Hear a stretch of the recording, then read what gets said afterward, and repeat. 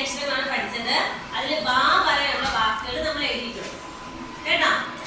ഇനി നമുക്ക് മാ എന്ന വാക്കിന്റെ ഫ എന്ന വാക്കും അതെന്നിട്ട് ഫ എന്ന അക്ഷരവും മാ എന്ന അക്ഷരവും വരുന്ന വാക്കുകൾ കൂടെ എഴുതുമ്പോൾ അത് കംപ്ലീറ്റ് ആവും.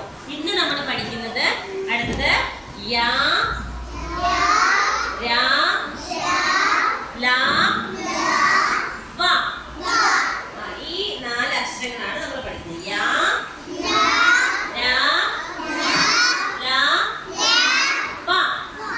ഇതിന്റെ പ്രത്യേകത രായും ലാ എന്ന അക്ഷരവും രാ എന്ന അക്ഷരവും വ എന്ന അക്ഷരവും യാ എന്ന അക്ഷരവും ഒക്കെ നമ്മൾ നേരത്തെ വാക്കുകൾ എഴുതുന്ന സമയത്ത് തന്നെ നിങ്ങൾക്ക് അറിയാം അല്ലേ? നമ്മൾ പഠിച്ചിട്ടുണ്ട്. രാ വരുന്ന വാക്കുകൾ വെച്ച് അതിനൊക്കെ വ വരുന്ന വല അല്ലേ?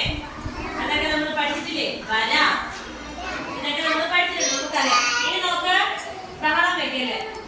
നോക്ക്, വേദാന്തിക ക്ലാസ് ശ്രദ്ധിക്കേ. നോക്ക്, ടീച്ചർ പറഞ്ഞ കേട്ടോ. ഒരു ക്ലാസ് റൂം ആണ് കാണിക്കുന്നത്.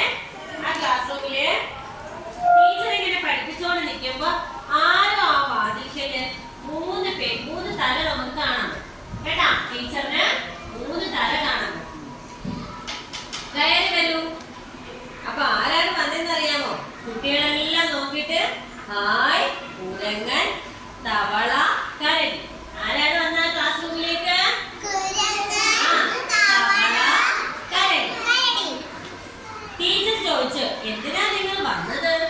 ടീച്ചർ എന്തെന്ന് ചോദിച്ചേ? എന്തിനാ നിങ്ങൾ വന്നത്? അപ്പൊ മൂവരും പറഞ്ഞു, നമുക്ക് പഠിക്കണം. നമുക്ക് എന്ത് ചെയ്യണം? നിങ്ങളെ കണക്കാണോ? അവർക്ക് പഠിക്കണമെന്ന് ആഗ്രഹമുണ്ട്. നിങ്ങൾക്കില്ലേ? ഉണ്ടാ? പിന്നെ ഞാൻ നിങ്ങളെ കണക്കാണെന്ന് വെച്ചാൽ നിങ്ങൾ അല്ലെന്ന് പറഞ്ഞതാ എടേ. അപ്പൊ എന്താണ്? ഞങ്ങൾക്ക് പഠിക്കണം എന്ന് പറഞ്ഞല്ലേ?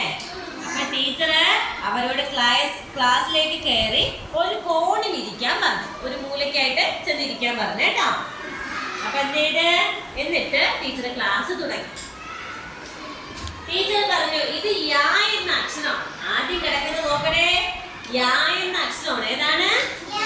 യാ എന്ന അക്ഷരം. യായിൽ തുടങ്ങുന്ന ഒരു വാക്ക്